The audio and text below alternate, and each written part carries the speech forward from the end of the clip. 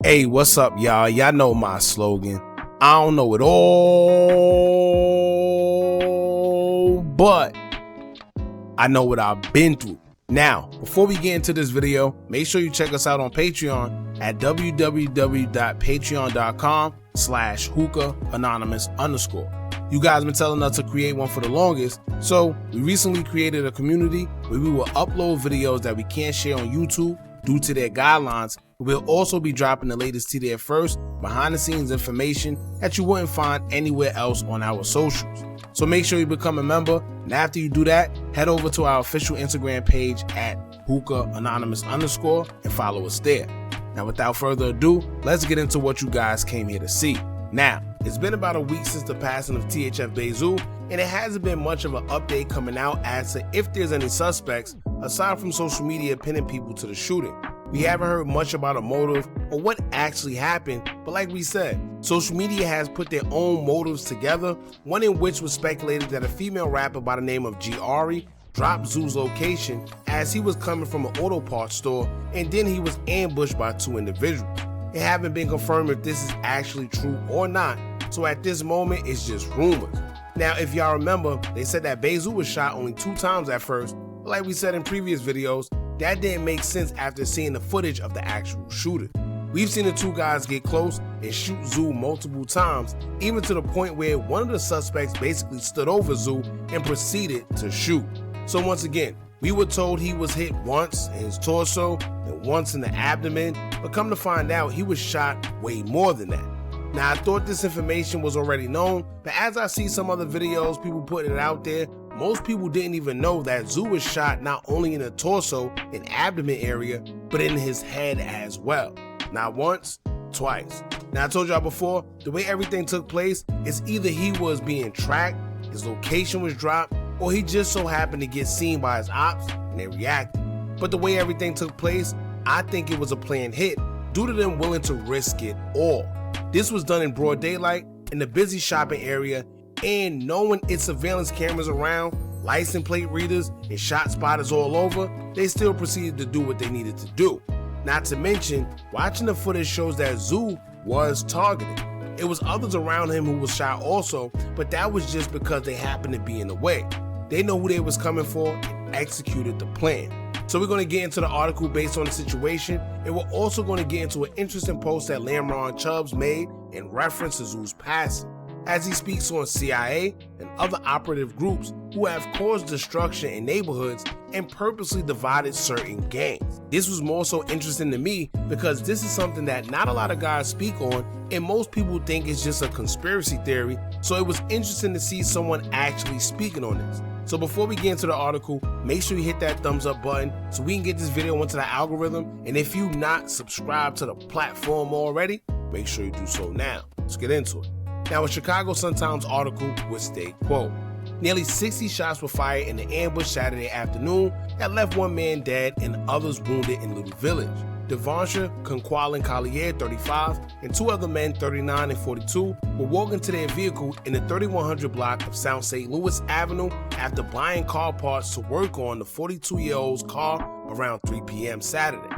That's when 2 gunmen, one dressed in all gray and armed with a rifle, and another in all black and armed with a handgun, jumped from a silver 4-door Honda and opened fire before fleeing in an unknown direction, according to Chicago police reports obtained by the Sun-Times. Collier of the Grand Boulevard neighborhood was taken into critical condition to Mount Sinai Hospital. Collier, who was shot twice in the head, twice in the abdomen, and 3 times in the back, was later pronounced deceased at 3:54 a.m. on Sunday, police in the Cook County Medical Examiner's Office said. Meanwhile, a 39-year-old man was shot in the back, and another man, 42, suffered gunshot wounds to the back, arms, and hip, police said. Both were listed in fair condition at Stroger Hospital. Detectives recovered 33 rifle rounds and 24 9mm rounds from the scene, officials said. No one was in custody as of Tuesday morning. So, remember before everyone assumed he was only shot twice due to Spot News tweeting about the incident? However, he was shot a total of twice in his head, twice in the abdomen, and 3 times in the back, making it a total of 7 times instead of just 2, which also means more than likely Bayzoo was deceased even before they took him from the scene. If you ask me, he was DOA'd from when it first happened, despite people thinking that he was taken to the hospital and lost his life later on. Twice in the head, twice in the abdomen, and 3 times basically lets you know that whoever it was that did it wanted to make sure the job was done. Not to mention, if all those shell casings were found on the scene, I'm sure the person who had the handgun 9 times out of 10 had a switch attached to it. And I'm sure there's more footage circulating somewhere, probably captured from another store, because clearly they stated what type of car they came out of, where in the video all we seen was them running up the zoo and proceeding to take his life. The 3 times in the back come from when he initially got hit and fell on the floor and kept on shooting. Now aside from all that, Little Reese affiliate Lamron Chubbz had something to say concerning the passing of Bayzoo, whether he did or maybe it was just a coincidence that he posted it after the news came out, but he would take to his IG story and say, quote, "The biggest thing I learned from the streets is a myth. It's set up for half of us to fall off. In the beginning, it was real brotherhoods, brothers and sisters coming together to protect their neighborhoods. With the help from the CIA, it broke the brotherhoods up. Fast forward 2025, your brother a dishonor or unalive you for money and fame. Shaking my head, I'm still praying for better days." Now what I found interesting about that is not too many people speak on the CIA infiltrating our gangs and neighborhoods on many different levels. Whether it's mercenaries purposely being put into neighborhoods to cause destruction and keep violence going, or the infiltration through our gangs to unalive the leaders to basically break up the whole gang. Fred Hampton is a perfect example, along with other Black Panther groups that have been dismantled by unloyalty and snake behavior from the people close to its leaders. If y'all remember back in the days, the gangs you see today weren't what we know them to be now.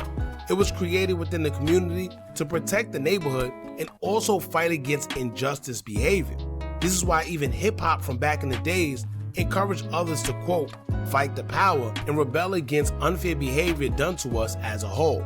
However, time went on due to infiltration from the government on both ends. Somehow they manipulated both parties, and now gangs beef amongst each other instead of the real target from the beginning, and the music promotes nothing but negativity. Crazy how that works. So when I seen Chubbz speaking on that, even though it was a repost, it's just dope to see that he's aware of what's going on, where most people just swear it's all one big conspiracy theory. Some understand, some don't, but aside from that, y'all let me know what y'all think about all this in the comments. A lot of people didn't know that Bayzoo was actually shot as many as 7 times, especially how severe the shots were.